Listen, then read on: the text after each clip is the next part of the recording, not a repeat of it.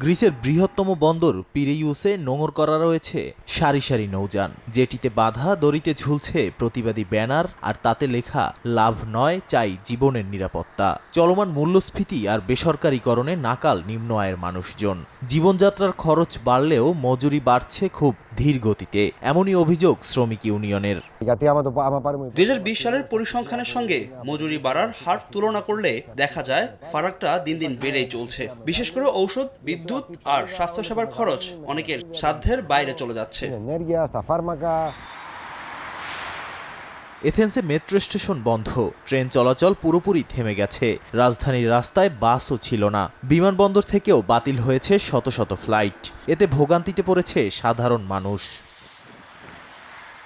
দীর্ঘ ঋণ সংকটের পর দেশটি ঘুরে দাঁড়ালেও ন্যূনতম মজুরি ইউরোপের মধ্যে এখনও কম। সরকারি তথ্য বলছে গড় মজুরি এখনও 2010 সালের তুলনায় 10% কম।